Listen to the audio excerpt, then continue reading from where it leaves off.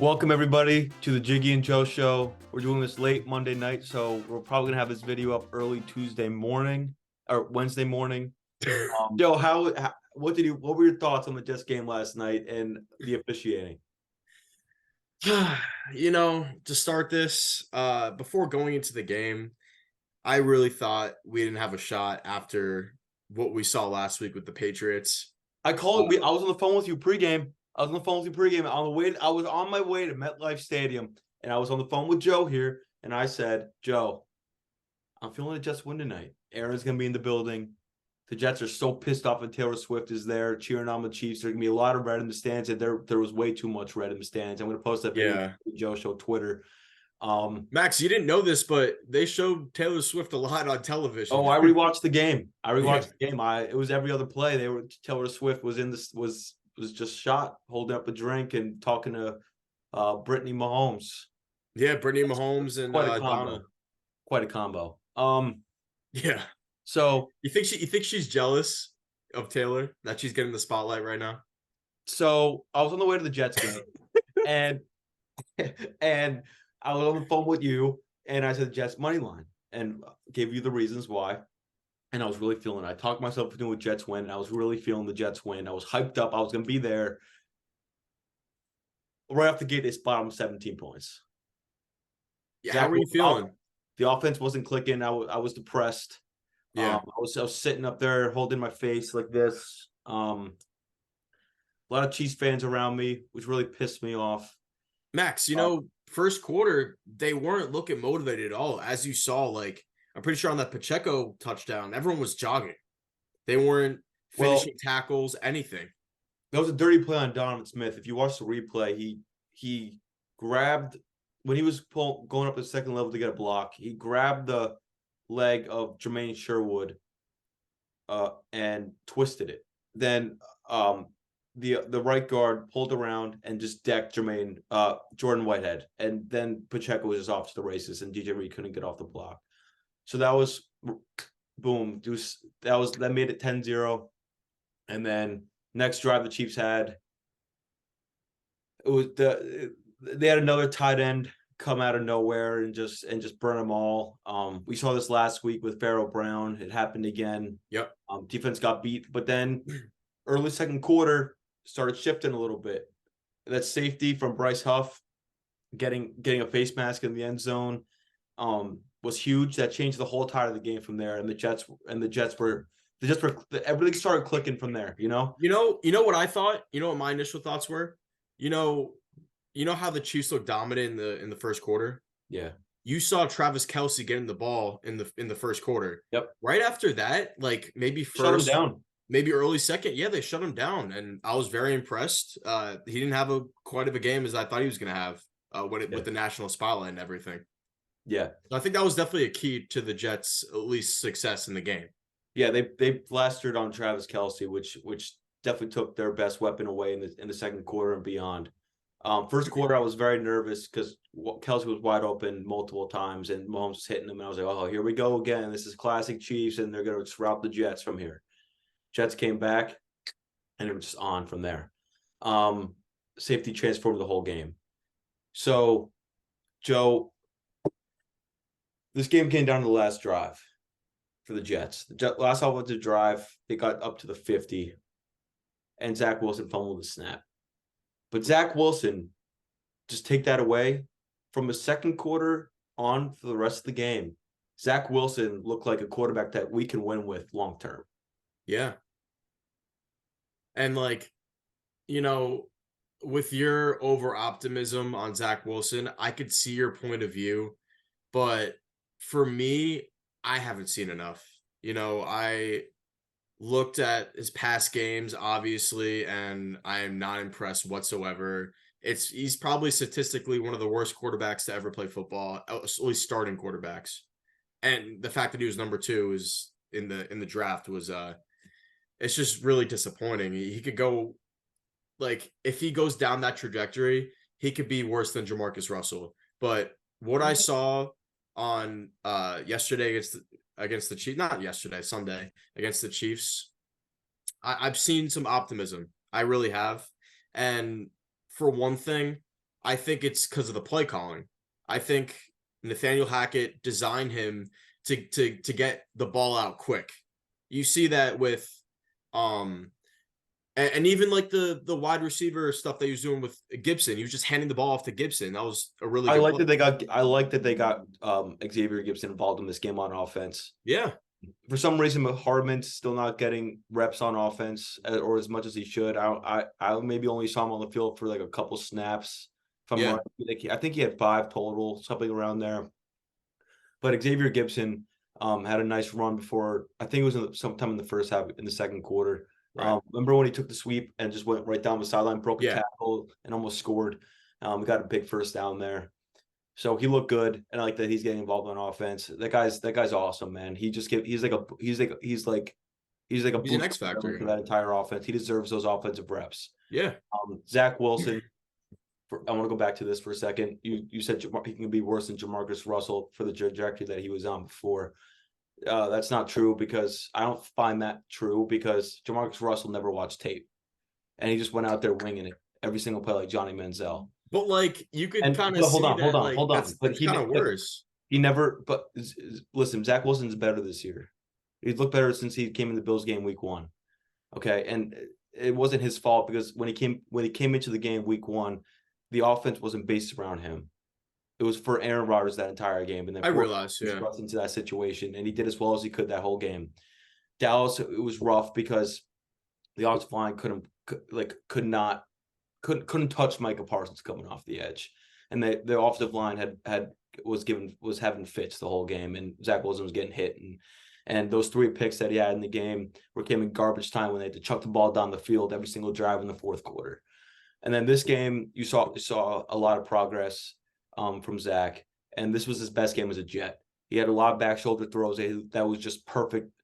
Touchdown to Allen Lazard. Like you could not fit that ball any better on that touchdown. That was a big time throw. That was a second overall pick quarterback while you drafted him kind of throw. And did you know that this is actually Zach Wilson is the first quarterback to outperform Patrick Mahomes in primetime in all statistical categories? Yeah, the defense really put a cap on Patrick Mahomes. I like that. They got pressure on him. They didn't really blitz him as much. But the stunts in the games that they were running on the defensive line all night. Yeah. The Chiefs were having trouble picking them up, and Bryce Huff had a huge night. And not only did they get good pressure, but they caused penalties too. They caused holding penalties, especially late in the game. Good point. Yeah. And you kind of saw that with the no call of Jermaine Johnson with an obvious hold, but we'll get to that. Well, let's talk about that. So I took notes because I rewatched the game, and I want to talk about some stuff that stood out to me. Just for this show, guys. Max watched the tape just for this show. So I want to talk about the missed opportunities. Well, I watch every game back. Like I watch it twice, but so I want to talk about the missed opportunities. Second quarter, 17-12.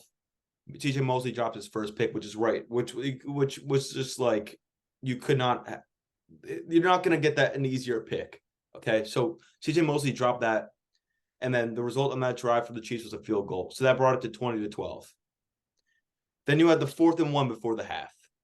Now, this was a curious decision by Saleh to kick it, take a 52-yarder, 51-yarder, whatever it was, and not go for it on 4th down. And his explanation after the game was that he assumed that they were going to have to kick a field goal anyway. You're pretty much going for a 4th down to kick a field goal anyway in that situation. And Greg Zuerlein's a good kicker, but I would like to see him go for it on that 4th down, and at least try to punch it in the end zone. With just the way the game was going and the momentum that we had at that time. And then we ended up missing that field goal and we went into half down 20-12 still. Do you know how much time was on the clock for 38 seconds. 38 seconds. And so after we missed the kick, it was like 35 seconds. So we had I think we only had one timeout at that point. So we theoretically would have had time to punch it in. Like, what did you think about that call? Did you like that by Saleh to before the call, I was like, man, we got to go for it. We can't stop this momentum. Yeah. And then when he sent out the field goal unit, I'm like, okay, I trust Greg Zuerlein in making that kick. He's a good veteran kicker that actually has played really well for us. Even the past season, he's played really well for us. So I trusted him. And sometimes they just don't go in.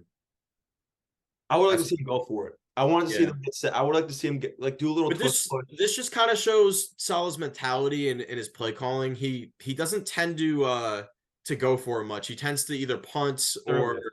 or kick a field goal. That's really what's been going on recently.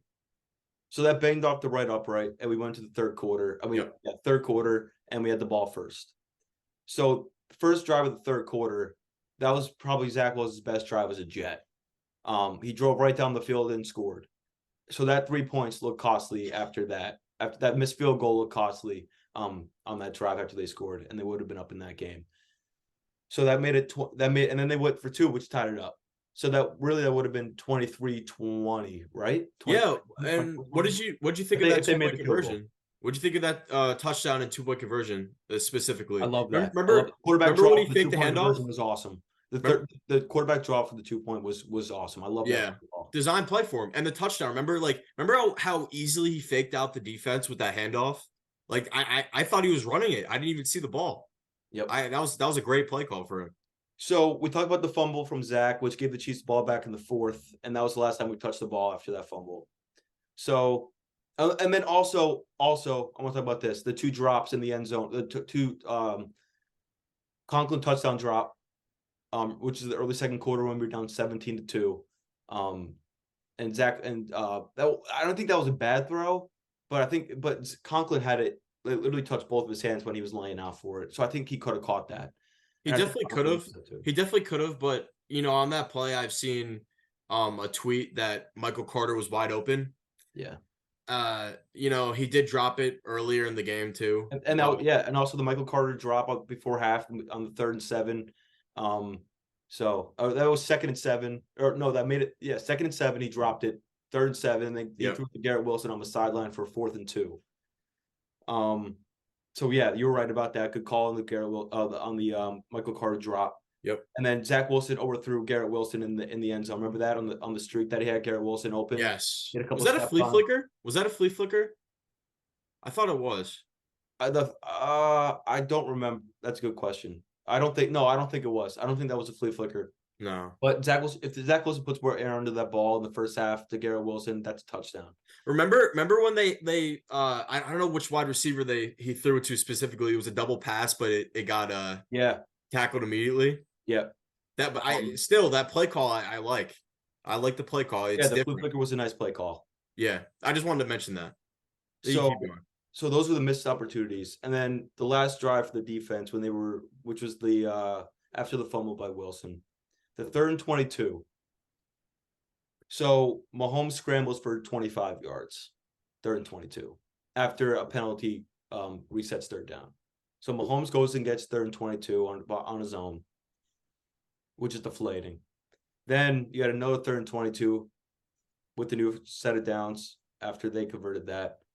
And then a holding penalty by Sauce Gardner pretty much put the damper in for the Jets.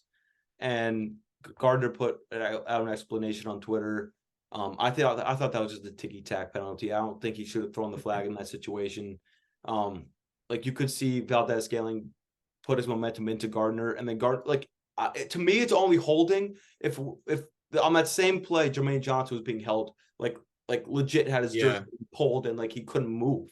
Yeah, and that was right in front of the ref. He was like this, and he was getting he couldn't move, and he already had one personal foul in the game. And if he got another one, he would have been ejected. And because he didn't want to get a personal foul called on him if he tried to swat at him or something like that to get him off him. So they called that on Sauce, and that pretty much put the damper on the game. So what do you think about the holding call, Joe?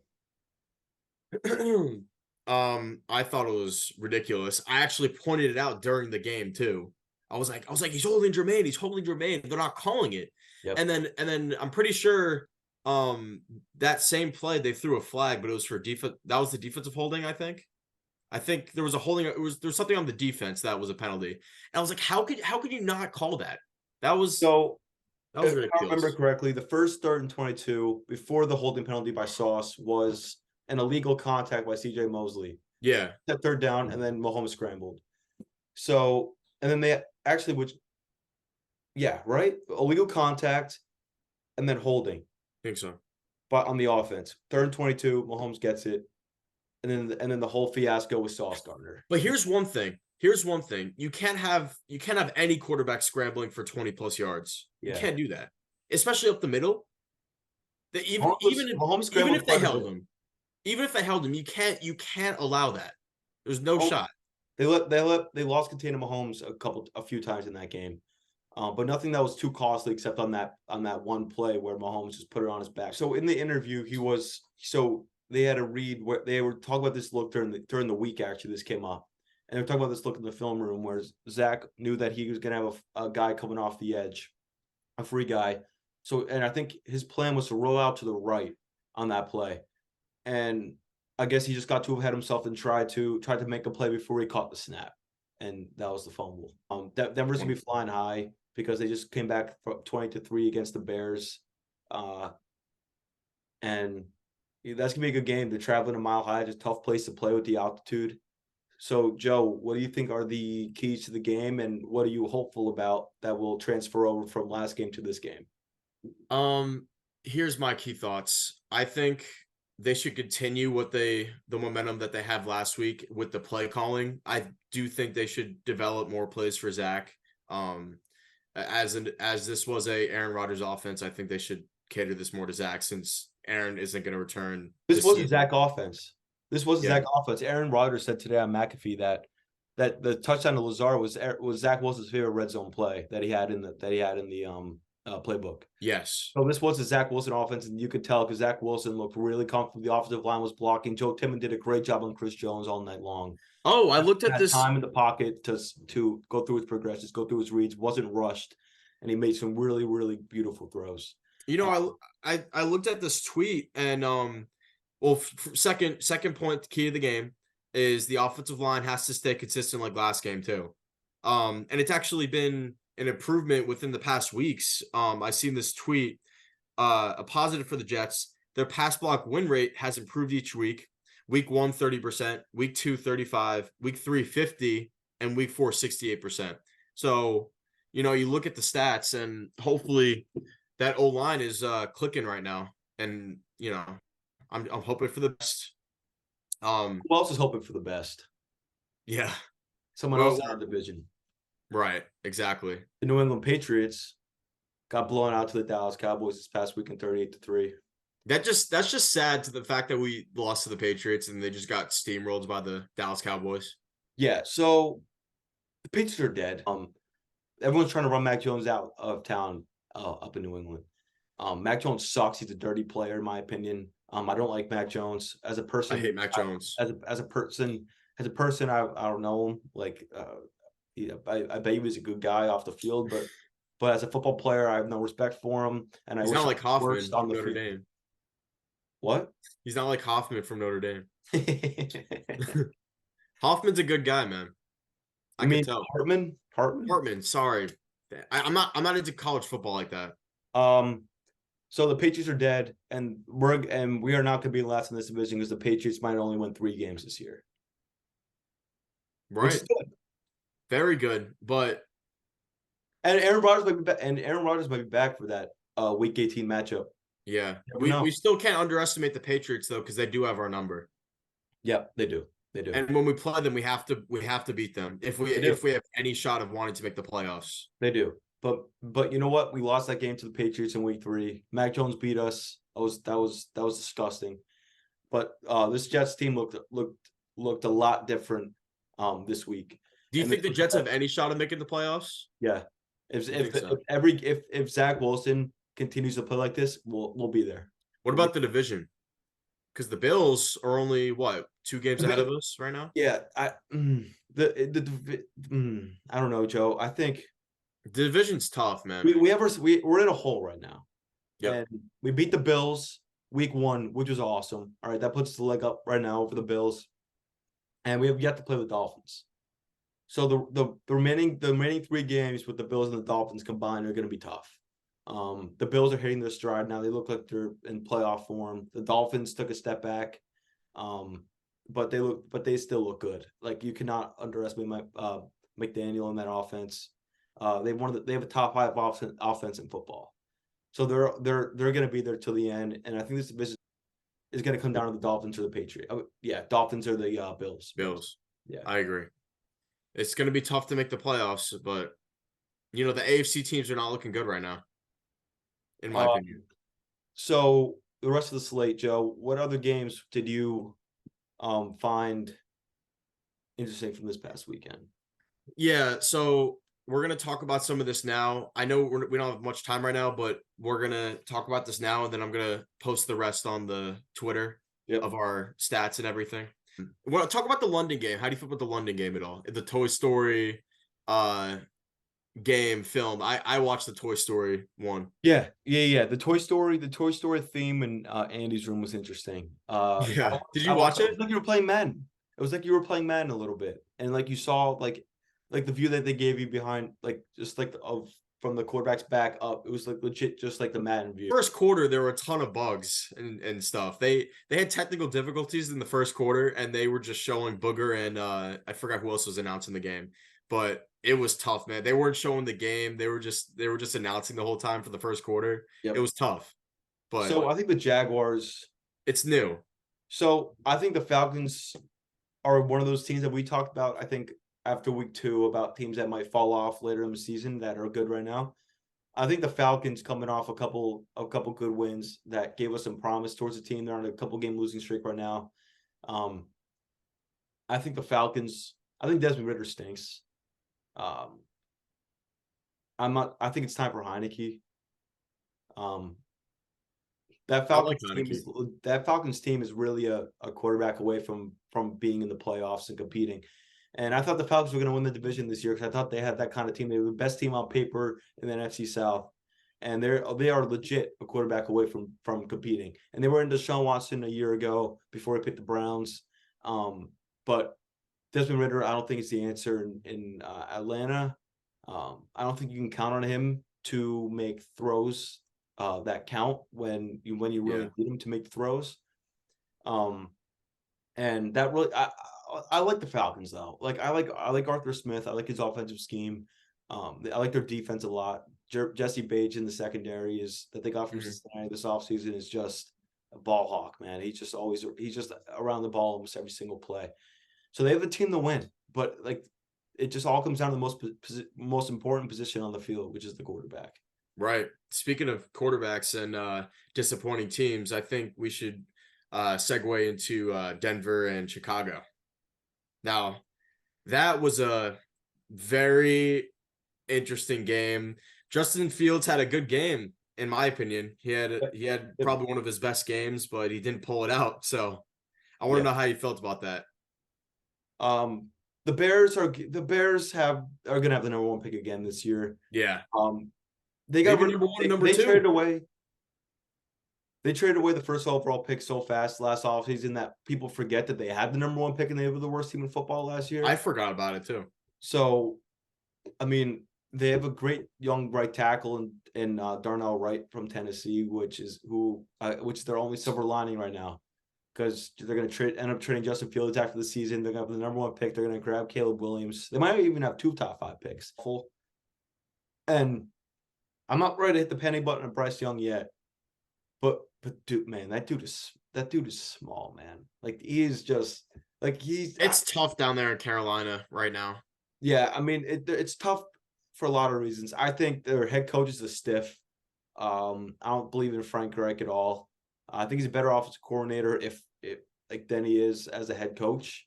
The culture in Indianapolis last year before he got fired was bad. Players were late to meetings, late to treatment. It was just like a whole it was a mess, and who knows if that's carrying into the Panthers right now. But it's not looking good for Carolina, even after they when they pick their quarterback, they're supposed to be up building up. It looks like they're regressing.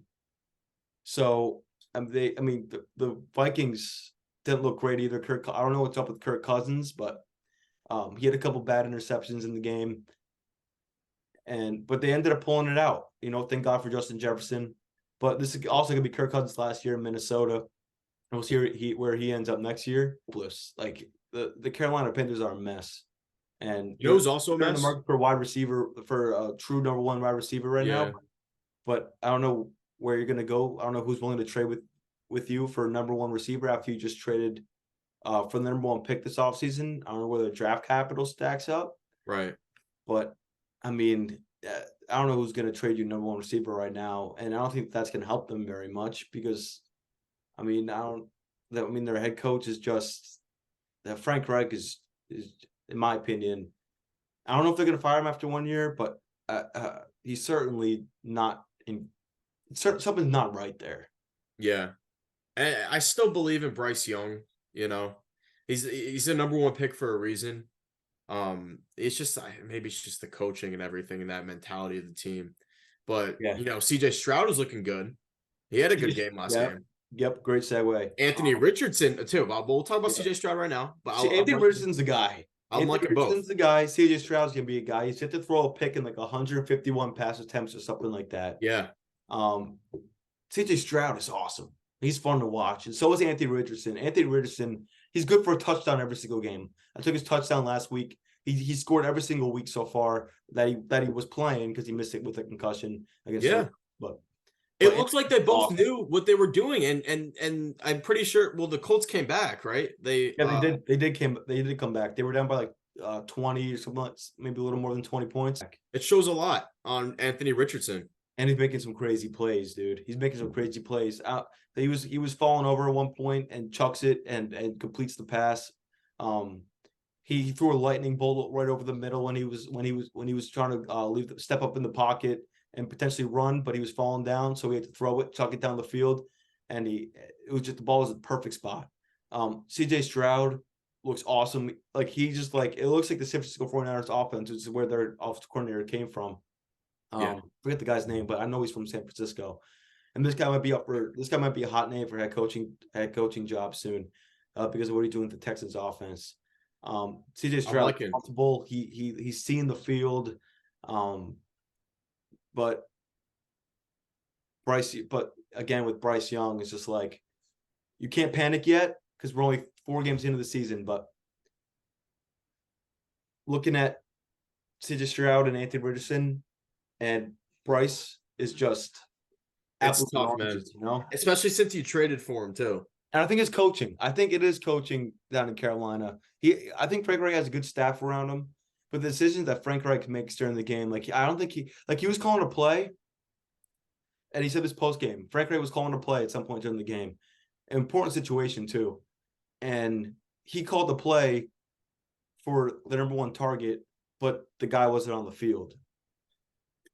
So I don't think Bryce has much help going on for him either with the coaching staff. So it's like does somebody want to get in the mic and say, "Hey, Frank is not on the field. Why are you calling this play? What's going on?" We'll still have the top 5 pick, and I think CJ Stroud and Anthony Richardson are dudes, man. And I'm excited to watch them going forward. That division could be something in the future for sure. Oh yeah, 100%. I'm liking that definitely. And they were looking like the worst division in the league coming in this year. The Steelers are dead though. Everyone's complaining. But I'm not going to underestimate that defense. CJ Stroud did it to that Steelers defense. Yeah. Without their two starting tackles too, Tunsil and I forget the other guy's name, the right tackle. But they were without the 2 starting tackles, and they blew up the Steelers. And Pittsburgh's going nuts right now. They're ready to throw in the towel. They're ready to fire everybody. And it's a tough. It was also everyone's used to Pittsburgh being good, man. It's just the same since Roethlisberger left. You know who's also ready to throw in the towel? You want to guess? Who's that? The New York Giants. I think that's the last team we should cover, and then we're gonna put it on Twitter. But I think the Giants is the last team we should cover. The Giants are horrendous. First of all, that was an ugly game. That was an ugly game. Daniel Jones was sacked 10 times. It was originally 11, but they took away 1 sack, so it was 10 sacks. Oh, was it? Yeah, I texted you 11. So they took away a sack. I don't know why, but they took away a sack, and Daniel Jones just honestly just had no time. And when he did, and most of it was on the offensive line, just not seeing the field all night long. That one pick six of Devin Witherspoon, who had a great night, the rookie fifth Oh, great night. to Seattle out of Illinois. This guy's a tank, man. This guy's awesome. This guy's fun to watch. He's only going to get better. He had 2 sacks and a pick six on primetime Monday Night Football in New York. Can't ask for a better opening, like, introduction for the rookie. And but Daniel Jones, man, I don't know, like, they paid him 4 years, $160 million. You can't get out of that contract for 2 years. The offense is horrendous. They've been trying to fix the offensive line for what seems like a decade now, and it hasn't been fixed. They're still trying to rebuild the offensive line. Evan Neal, their first round pick last year, stinks. Andrew Thomas, another first round pick left tackle's out. They have a rookie center. They're regressing this year. Not a good sign. You can't do you see any bright spots with the Giants at all? No. I think Thibodeau had a good game. That's my only thoughts. All right, yeah, sack and garbage time. Like, I guess it's something. I guess it's something. That almost interception too. I guess it's something. Whatever. I guess it's something. But we have less than a minute, Max. So I don't know if you want to wrap it up with anything. Yeah. So this upcoming weekend, the Jets have the Broncos, and it's a must-win for the Jets. You cannot fall to 1-4. We say this every week. And then playing Philly, but like we said this week 2 against the Patriots, right? Or no, week 3 against week the Patriots. 3. It was a must-win. They lost that game. They lost to the Chiefs. Now you have to beat Denver, because then you have Philly coming next week, and then you have a bye. Yep. So, like, if you want any playoff hopes, beat the Broncos.